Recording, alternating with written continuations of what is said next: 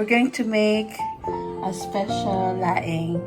Hubby is making laing today. Ito yung ating mga ingredients. We have onions, ginger,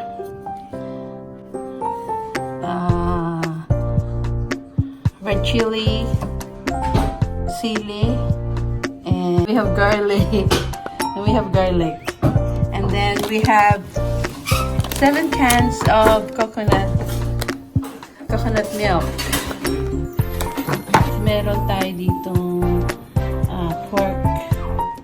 Ihalo natin sa siguro mga 1.5 cup na cube pork.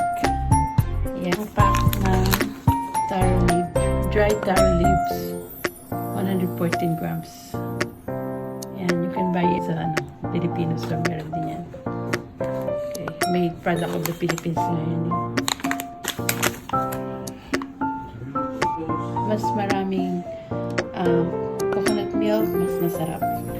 Yan ang secret. At meron din tayong daing. Any salted fish pwede ihalo. So siguro mga 1.5 cup din ng hiniwa na salted fish or daing para mas masarap yung ating laing. Isa mainit na kawa. Kawali, talagay tayo ng cooking oil.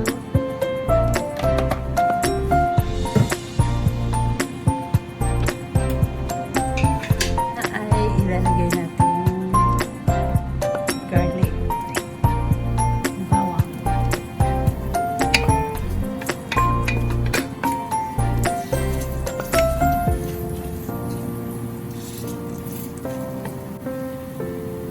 Tapos yung sibuyas, onion,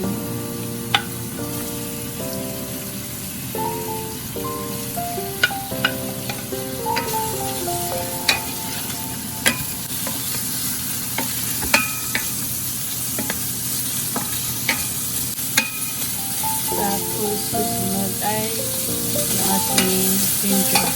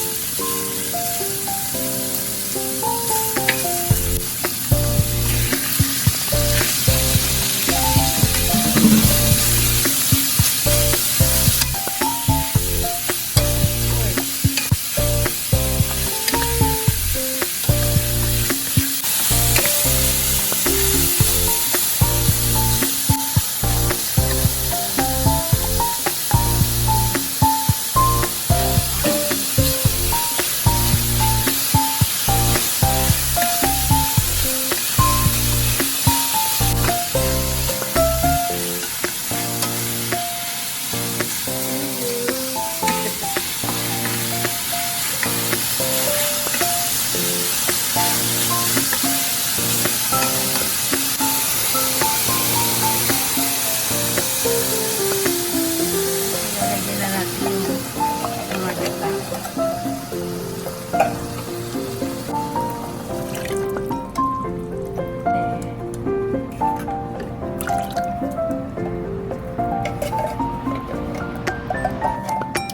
Yan, nailagay na natin lahat ng ating coconut milk or gata. Kailangan haluin natin ito na at least 30 minutes. Haluin natin.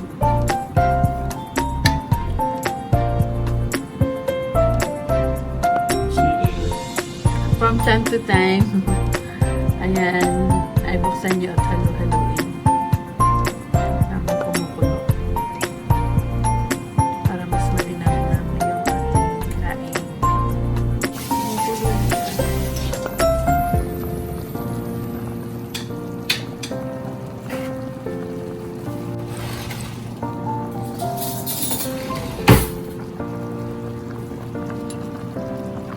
Yung sauce. Mga ilang ano yan? Ha? 1 tablespoon. Serious your cook. tablespoon ng patis. Ano siya ng mga ilang minutes. At medyo malapot-lapot na siya. Malapot na siya, ilalagay na natin yung daing.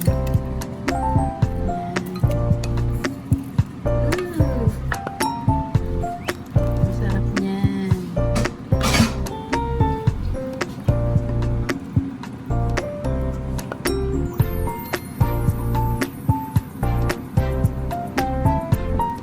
Natin ang paminta.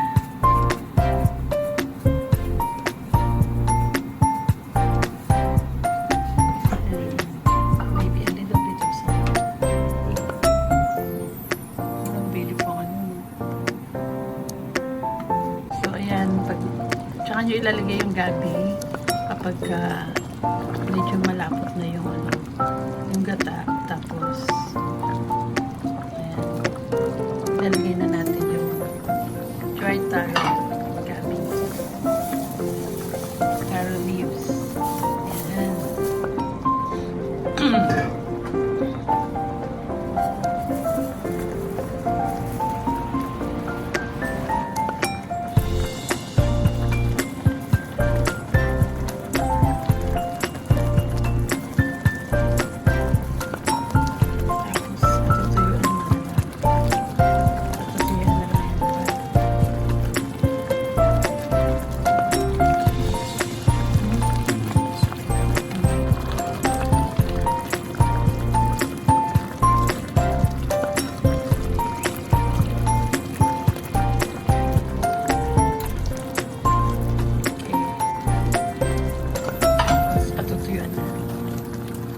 Then put it in a low heat.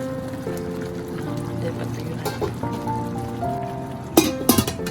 Tatakpan natin.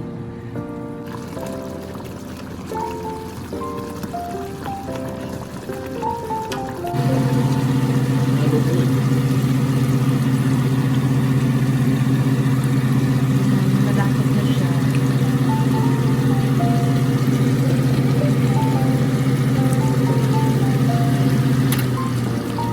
Luto na yung ating laing.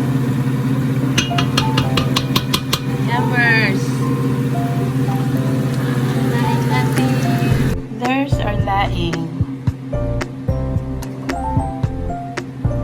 Yan! Kain na tayo!